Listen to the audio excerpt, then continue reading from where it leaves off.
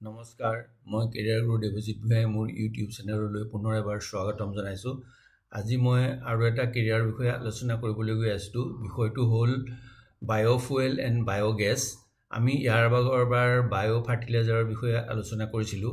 Biofuel আৰু biogas বিষয়টো মানে ইটোৰ লগত সিটো সংগতি থকা বিষয়, গতিকে আজি আমি এই বিষয়ে ক'বলৈ গৈ আছোঁ।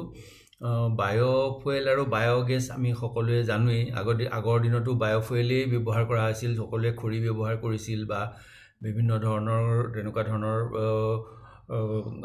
গোবৰৰ মানে আপোনাৰ যিটো মৰাপাতৰ গছত গোবৰৰ নেৰা লগাই সেইটো খৰি হিচাপে ব্যৱহাৰ কৰা হৈছিলে। গতিকে তেতিয়া আগৰ পৰাই ব্যৱহাৰ কৰা হৈছিলে। গতিকে আজিকালি আকৌ যিহেতু বিকজ অফ গ্ল'বেল ৱাৰ্মিং আৰু জলবায়ুৰ পৰিৱৰ্তনৰ কাৰণে বায়োফুয়েলৰ ওপৰত গুৰুত্ব দিয়া হৈছে। গতিকে আমাৰ ভাৰত চৰকাৰেও ইতিমধ্যে কুঁহিয়াৰৰ পৰা যিটো ইথানল উৎপাদন হয় সেইটোৰ 10% পেট্ৰলৰ লগত মিশ্ৰণ কৰা হৈছে। গতিকে আমি পেট্ৰলত ইথানল ব্যৱহাৰ কৰিয়ে আছোঁ, বায়োফুয়েল। গতিকে এই বায়োফুয়েলটো যদি আমি উৎপাদনৰ লগত জড়িত হ'ব খোজোঁ তেতিয়াহ'লে এইটো এটা বহুত ভাল বিষয়। ইতিমধ্যে আমি জানো যে নুমলীগড় ৰিফাইনেৰীও এটা বায়োফুয়েল মানে বাঁহ গছৰ পৰা কেনেদৰে পেট্ৰল উৎপাদন কৰিব সেই এটা ৰিফাইনেৰীৰ কাম প্ৰায় সম্পূৰ্ণ কৰিব খুজিছে। গতিকে এই বিষয়টোত এটা অতি গুৰুত্বপূৰ্ণ আৰু কেৰিয়াৰৰ ভাল বিষয় হৈ ওলাই আহিছে। গতিকে ভৱিষ্যতে ইয়াৰ গ্ৰ'থ আৰু হ'ব। গোটেই বিশ্বজুৰি ইয়াৰ সহযোগিতা চলি আছে। বিশেষকৈ বায়োফুয়েল আমাৰ যিটো ক'লোঁ কুঁহিয়াৰৰ পৰা ক'লোঁ বা বাঁহৰ পৰা ক'লোঁ, আমাৰ ইয়াতে বহুত ধান খেৰৰ নৰা হয়।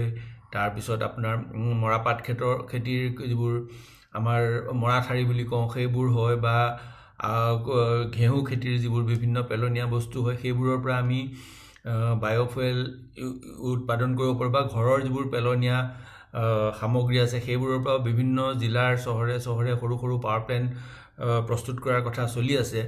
গতিকে বায়োফুয়েলৰ লগত যদি আমি জড়িত হওঁ তেতিয়াহ'লে এইটো এটা বহুত ভাল ধৰণৰ কেৰিয়াৰ হ'ব পাৰে।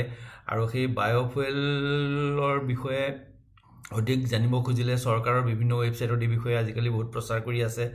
লগতে এই বিষয়ে ষ্টাৰ্টআপ হিচাপে যদি ৰেজিষ্ট্ৰেশ্যন কৰা হয় চৰকাৰে ছাবচিডিও দিয়ে। গতিকে আমাৰ অসমত বায়োফুয়েলৰ যথেষ্ট অপৰচুনিটি আছে, কাৰণ অসমখন এটা বায়'ডাইভাৰ্চিটিৰ হটস্পট। গতিকে সেই বায়োফুয়েলৰ কথা যদি আমি ভাবোঁ, আগতে আমি খালি গোবৰ গেছেই জানিছিলোঁ যে সৰুতে খাদী আৰু গ্ৰামোদ্যোগ বোৰ্ডে ঘৰে ঘৰে গোবৰ গেছৰ চৌকা দিছিলে, গোবৰ গেছৰ টেংকি দিছিলে। সেইবোৰ কিন্তু ইমান বিশেষ কৃতকাৰ্যতা নহ'ল। কিন্তু বৰ্তমান সময়তো গোবৰ গেছৰ মানে প্ৰয়োজনীয়তা আছে। আৰু বাকী বায়োফুয়েল বিশেষকৈ যিটো আমি ভূত এৰাৰ পৰা বায়'ডিজেল বনাওঁ বা বিভিন্ন তেনেকুৱা নেচাৰেল অইল প্ৰডাক্টৰ পৰা যিটো বায়োফুয়েল বনাব পাৰোঁ সেইবোৰৰ বহুত গুৰুত্ব আহি পৰিছে। গতিকে সেই বায়োফুয়েলৰ লগত যদি জড়িত হয় তেতিয়াহ'লে বিশেষকৈ মই আগতেও কৈ আহিছোঁ যে এইবোৰ অদৰকাৰী হিচাপে BA MA পঢ়াতকৈ এইবোৰ লাইনত যদি আমি ছমহীয়া, এবছৰীয়া বা দুবছৰীয়া প্ৰশিক্ষণ লওঁ তেতিয়াহ'লে আমাৰ এটা কেৰিয়াৰটো আমি নিজৰ এটা নিশ্চিতভাৱে আমি এটা উপাৰ্জনক্ষম কেৰিয়াৰ ল'ব পাৰিম, আৰু ভৱিষ্যতে আমি নিজে অৰ্থনৈতিকভাৱে স্বাৱলম্বী হ'ব পাৰিম। আৰু সেইকাৰণে মই ভাবোঁ বহুতৰ কাৰণে এই বায়োফুয়েল আৰু বায়োগেছৰ যিটো এভিনিউ এতিয়া ওলাইছে বা যিটো স্ক'প ওলাইছে সেইটোৰ বিষয়ে চিন্তা কৰি সেই লাইনত যোৱাৰ যো জা কৰাটো উচিত। ধন্যবাদ।